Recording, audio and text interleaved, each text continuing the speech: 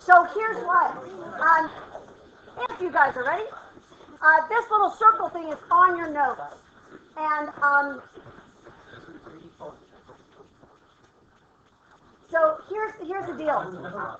I like the way that I look over it. He stops talking, and then I take a breath, and then he keeps talking. Okay, there we go. Thanks, Lee. So I'm showing you something that matters for, especially for my friends who are going to either a UC or a state school in a year or two. So here's what happened. We stopped giving in California the SAT, right? And what the SAT would do, or the ACT, for California state schools, UCs or state schools, it helped you get placed into the right math class. So if you had above a 600, you could test out and take this class if you had something else. But now that is gone. There is one other test that you take your junior year when we take those CAST tests called the EAP, and if you do well on it, you can use it for a placement test. Now, the reason I'm telling you all this is because now almost every kid, Thomas had to do it as well, has to take a placement test when you get to any UC or state school because they need to know where to put you in math. So I'm about to show you something that I'm not going to test on, but I want to make certain for all of my friends out there who are going to do this at some point that you're not going to be like, whoa, holy hell, I don't even know what that is. So that's what I'm showing you right now, but it won't show up on our test, which is not this week, but next week. But it is something that does show up on those placement tests. So this is a weird thing, and it is called, if you want to write this down, it's weird, but it's called number classification. And you have seen this like when you were like a littler kid, like when you were like in 6th and 7th and 8th grade. Teachers and those, when you were little, made kind of a big deal about it. I don't make that big of a deal about it, except that we learn a whole new type of number today, right? So the first type of number that was developed a million years ago when they first started doing things, if you were a caveman, and if you're a little kid and you start counting, if you ask a little kid to count, and they're so proud, they go 1, 2, 3, and that's how they first start counting, and those are called counting numbers. And you know what counting numbers have? They don't have a zero, right? Because little kids don't go 0, 1, 2, 3. Here's what's crazy. You know, 0 didn't even get invented till like the Middle Ages, right? There was no concept of 0 as an actual number. It was either you had something or you didn't have something, but there was no 0. So that happened next. And the next thing that happened was, and that was called whole numbers. And you know, the difference is it had 0 in there, right? It had 0. Then we got a little bit trickier, and we started thinking, okay, you might have some things, or you might owe some things. So you could have 0, 1, 2, 3, 4, or you could owe me things. When you owe something, what kind of number is that? That's a negative number. You know those are called integers. Integers. And those are positive and negatives, right? So far, that's everything you've done. Like that takes us almost all the way to 5th and 6th grade. But then the last thing that we did in that, like 1st grade to 5th grade, we did the thing that everyone hates. We all hate them. We added in fractions and stuff. And the word for this guy, that's fraction, is rational numbers, right? Rational. And those are fractions and decimals and all that good stuff, right? So that's pretty much what you learned all the way to 5th grade. Maybe all the way to 7th grade, to be truthful. And it was things that could be made into a fraction or a decimal. You added, subtracted. We were good here. This is rational numbers. And we could graph all that stuff. We could put it on a graph, and we could figure out where it went on your graph, and then you could go ahead and say, put it on a number line, and you were good to go. And then somewhere around 6th and 7th grade, we started talking about some weird ones, and these weird numbers, and they looked like this, or they looked like this. Can anyone tell me what those babies are and why they're weird? That's pi and like the square root of 3. Anyone know, like, why are they separate from everyone else? Does anyone know? They never end. Yeah, they go on forever. And you know what they're called? They're called irrational numbers. Because really, it's hard to graph those because they keep going forever. It's like, I don't know exactly where to put you because you never actually stop. There was a computer at UC Berkeley that was trying to find the next integer of pi, and they finally had to shut down. Okay. Real quick, I'm taping, so you're grabbing them out. Grab them, whoever it is. Okay, so it never got, so that computer at Cal it took so much energy to get to the next decimal of pi, they finally had to shut it down because it was just sucking all the energy from all the other computers. So those are irrational. That's everything we've done our whole lives up to this point, up to today. And today we have a new set, and it doesn't even get to be on here. We can't really graph it. It's weird. It's kind of fake. And we learned it yesterday. And you know what they are? They're these guys. They're the imaginary numbers. They're the imaginary. Am I spelling that right? Is that imaginary? Yeah? Imaginary. Imaginary numbers. And you know what they are? Remember I said yesterday, they're kind of like a bridge. They're not really real. They're just let us keep going, right? So they're imaginary numbers. And we're going to talk about these today. And there's a special kind of imaginary numbers that we're going to talk about today, and they're called complex numbers, right? Complex numbers. And that's what we're going to learn about today. So, in the future, if someone ever says to you on a placement test, are complex numbers rational? No, they're not. They're completely different. They're their own thing, right? Okay, so here's where we are. We're going to talk about complex numbers. Complex numbers are complicated. They have two parts to them. They have a real part, and they have an imaginary part. I'm spelling that wrong every single time. Imaginary part, right? So here's what I want you to think about in our weird Mathlandia. You might be a person who does not see ghosts, and we like you, and you're always going to go in the front, right? If you're just a number like 7, you don't see ghosts. You're like, I'm 7, and I don't see ghosts. But if you're a person that sees ghosts, okay, that's kind of weird, and we are okay with you living in our society, but we're going to make you stand at the back, right? So we're going to make you stand at the back.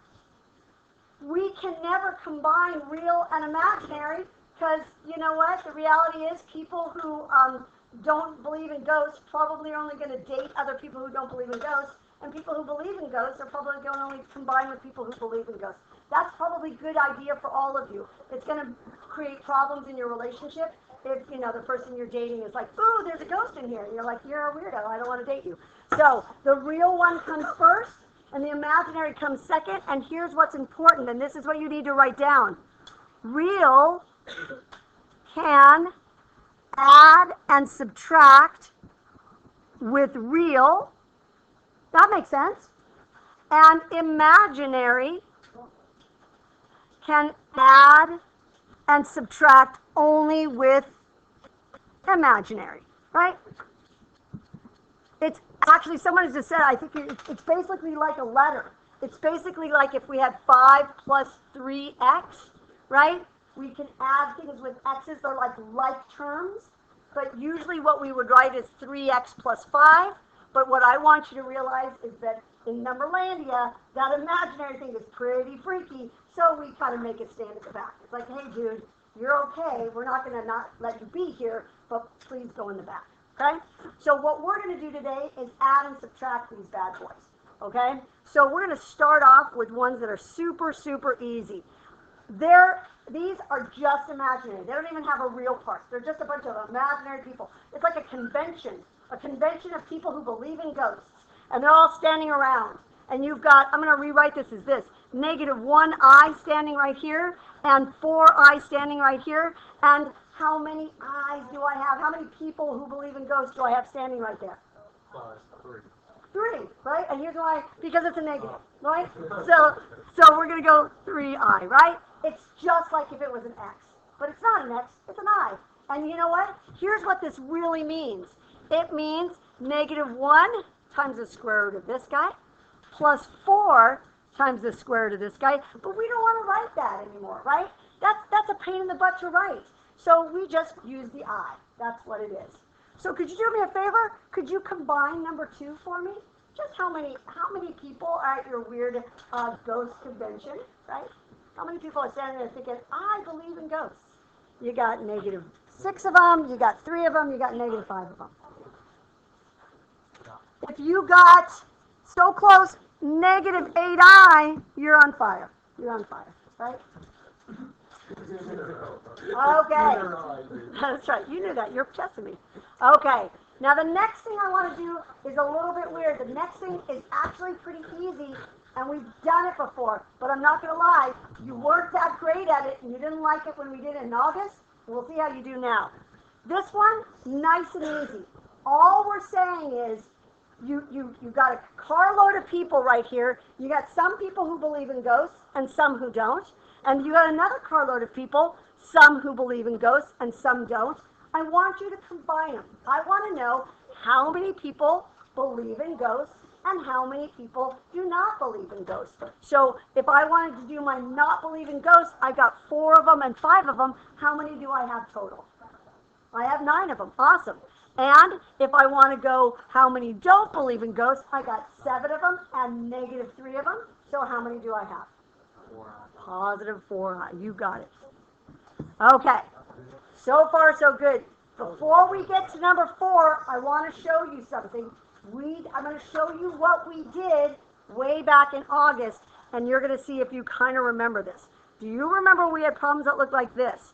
3x plus 5 minus 7x minus 3. What did I tell you have to do when you have a minus in between 2 polynomials? Do you guys remember what I said you had to do? Yeah, and I'm going to subtract. And what's the shortcut? Because I'm really having to, I got to switch the signs. Remember that change the middle, change the back action? So remember I would do this, change the middle, change the back. Remember that? Because remember what subtract means? It means do the opposite. Not just to this guy as well. So if we were going to do this, we would get negative 4x plus 8. Whenever I have a minus in between, it's telling me change the second stuff, everything. So with that in mind, let's look at this guy. Watch him right here. I've got a minus here. So what that minus is telling me is, hey, don't just add everyone in the car. Before you do that, change all the second guy's signs. Change everyone's signs, because that's what subtraction means. It means do the opposite.